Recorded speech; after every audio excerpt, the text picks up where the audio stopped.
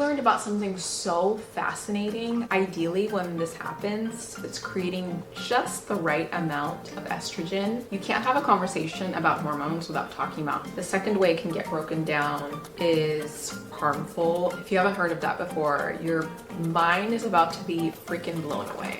Hormone imbalances can be so incredibly confusing and frustrating. Today, I'm breaking down what's really going on behind the curtain of hormone imbalances, because it's not what you think. For years, I suffered with heavy, painful periods, terrible PMS, and symptoms of PCOS even. I didn't know what was going on at the root of it. After so much time piecing together root causes through functional medicine and even becoming a certified health coach, I have transformed my menstrual cycles. By no means are my cycles perfect. My health journey has not been linear, but I have unlocked so many answers that I was searching for years. Hormone imbalances are actually not where our problems start. They're actually the downstream effect or end result of other systems in our body.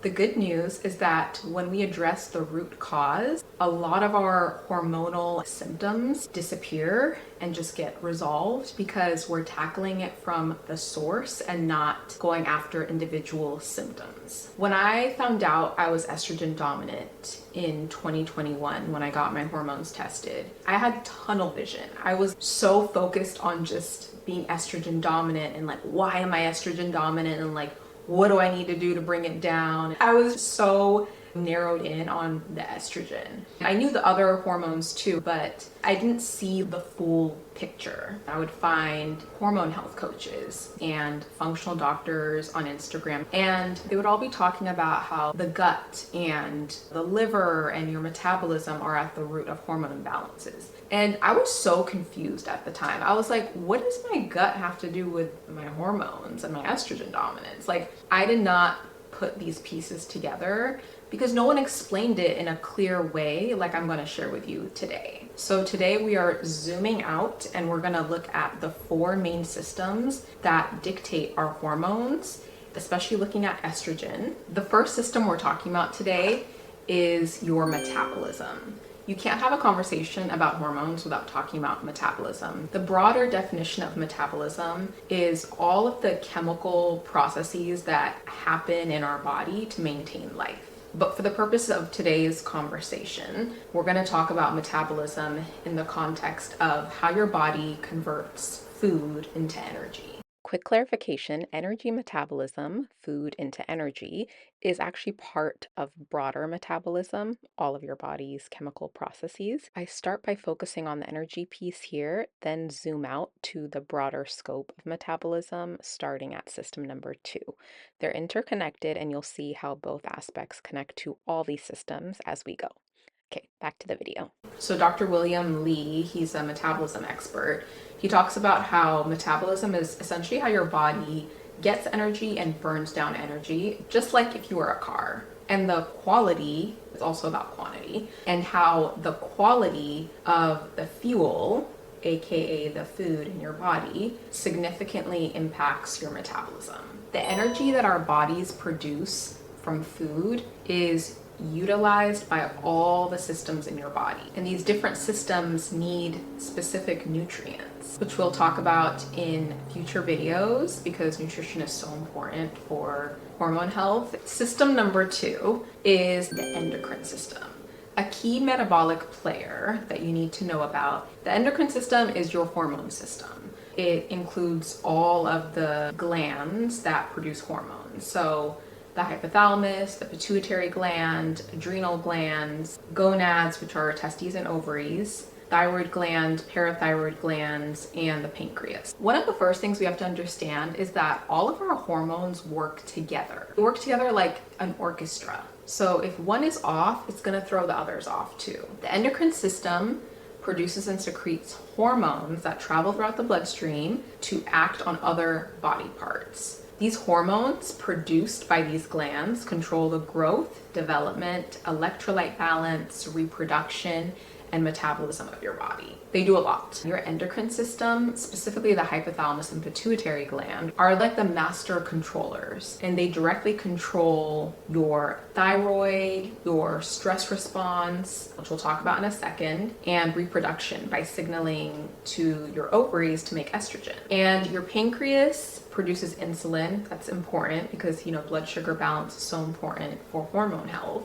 But it's not directly controlled by the hypothalamus and pituitary like the other three that I just mentioned. It also just responds directly to blood glucose. So it works a little bit differently. But the pancreas is a part of your endocrine system, which is important to know because, like I said, it's not just about estrogen, progesterone, testosterone. All of our hormones matter, and they're all interconnected. The HPA axis. This is your body's stress response system. Your HPA axis is the ancient hardwired survival mode that we have built within us. I heard this analogy from Dr. Aviva Ram. Funny enough, I hear sirens. An amazing hormone-focused MD and midwife as well. So when your body senses stress or a threat, your amygdala is like your fear center, and it's like a surveillance camera, she says. And it essentially scans for danger, right? When there's a threat, it alerts your hypothalamus, which is like the alarm system. Your hypothalamus sends a signal to your pituitary gland, which is like calling 911, which then activates your adrenal glands, which is what releases adrenaline and cortisol, those stress hormones. Adrenaline and cortisol are like the police, fire, and ambulance coming. I thought that's just a great analogy. That's what mobilizes energy for you to fight, flight, freeze, and fawn, because there's actually more than just fight or flight responses. It's the sympathetic nervous system. You may have heard of sympathetic versus parasympathetic. It's there for a reason because it helped us survive, and it is life-saving in real emergencies. But the problem is that in modern day life, we are in a state of chronic stress.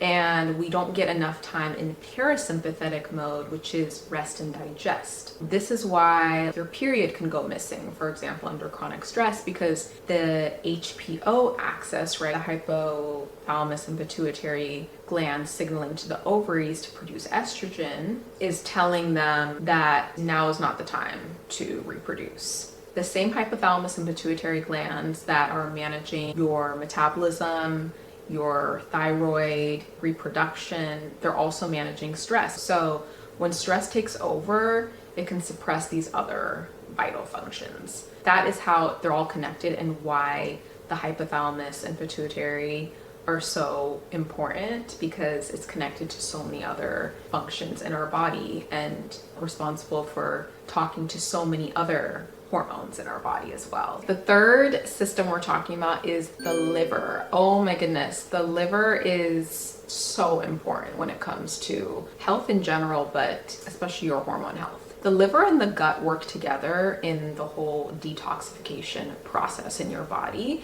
They're actually interconnected. But essentially there are two phases of detoxification in your liver, and then the third and final phase is elimination through your stools or urine. Your liver needs certain nutrients in order to perform those detoxification processes well. Your liver detoxes everything, not just hormones, but in this context, I'm talking about specifically the way it metabolizes estrogen. So phase one is where your estrogen gets broken down into 3 different metabolites. One form is protective. The second way it can get broken down is harmful. And the third way it can get broken down can cause estrogen dominant symptoms. That's generally how the 3 different pathways look. I'll talk more in depth about this in the future. Like I said, when I got my hormones tested, I actually saw which 3 pathways that my hormones were going down at that time. But just giving you an overview of how estrogen metabolism works. Phase 2 in the liver, the estrogen essentially gets repackaged for elimination through your stool or your urine. The elimination is phase 3. We're going to talk about elimination, the gut, in the next and final system I'm discussing today. Supporting your liver pathways is essential for reducing your toxic load and enhancing hormone clearance. The fourth and final system we're talking about today is your gut. Your liver and gut are both so important when it comes to your hormones, but your gut is crucial for estrogen metabolism, especially. I learned about something so fascinating from, again, Dr. Aviva Ram. Check her out, she's amazing. She introduced me to the estrogen. If you haven't heard of that before, your mind is about to be freaking blown away. The estrogen is a whole department in our gut microbiome that is specifically designed for metabolizing estrogen. So your estrogen is this collection of bacteria in your gut that has special genes that help regulate estrogen levels in your body. So after estrogen circulates through your body and does its amazing work of keeping our hair shiny, our skin glowing, estrogen actually does so much. Like, I feel like we can take it for granted in our reproductive years, keeping our menstrual cycles healthy, our bone and muscles strong, our heart healthy, our brain sharp. So after it does all of its work, it goes to the liver and then delivered to your intestines, like I just mentioned in the 3 phases of detoxification. Once it's in your intestines, the estrogen bacteria produce an enzyme called beta-glucuronidase. Beta-glucuronidase breaks down estrogen, and from there, the estrogen is either eliminated through your stool or reabsorbed into circulation to do its work in the body again. Ideally, when this happens, it's creating just the right amount of estrogen that keeps your body humming along beautifully. However, when the estrogen and your gut microbiome is imbalanced, for example, you can have too much or too little beta-glucuronidase activity, right? Which means you can have either too much estrogen circulating back into your system, which then causes things like PMS and breast tenderness and things like that. Or you can have too little estrogen reabsorbed and then experience low estrogen symptoms. So the estrogen, you want it to have just this just right balance, like Dr. Aviva Ram says, like the Goldilocks effect, in order to, again, keep just the right amount of estrogen in your body. Your gut microbiome is crucial to estrogen and your reproductive system. It has a very close relationship. I will go more into depth in the future on gut health because it is one of the 8 pillars of hormone health. Those are the 4 systems I wanted to cover today that are at the heart of so many of our hormone imbalances. This is exciting to me because once you understand this, you really can start pinpointing what is going on with your hormone imbalances so much better. The takeaways from today are like all these different systems are interconnected. Stress of all kinds can throw our hormones off. So whether that's nutritional stress, psychological stress, stress on our detox systems, it can have a significant impact on our hormone health. What I learned over time is that your hormones essentially mirror your environment. So when we stress our bodies out by skipping meals or eating a really restrictive diet or running off of coffee and adrenaline, being in chronic fight or flight, overloading it with toxins, that is what your hormones reflect. This is why addressing lifestyle factors can make such a massive difference in our hormone health. I hope this video has given you some clarity. When you're experiencing hormonal chaos now, hopefully you can start to pinpoint which system in your body could be out of balance. Leave a comment if you had any light bulb moments, like what's something new you learned, what resonated with you the most. And like I said, stay tuned for more videos on these 8 pillars of hormone health. I'm going to be going into depth on each pillar and sharing the tools and lifestyle strategies that we can implement to make a huge difference in our hormonal imbalances. Make sure you subscribe so you don't miss out on those future videos. And in the meantime, check out my recent video on the overview of the 8 pillars of hormone health. It's a video on the most common factors at the root of hormone balance. And it's kind of a good overview before my next videos because, like I said, my next videos I'll be going more into depth. And if you want more one-on-one support with your hormone and metabolic health, then you can check out my description below to apply for one-on-one health coaching. Thank you so much for watching, and I will see you soon in another video. Bye.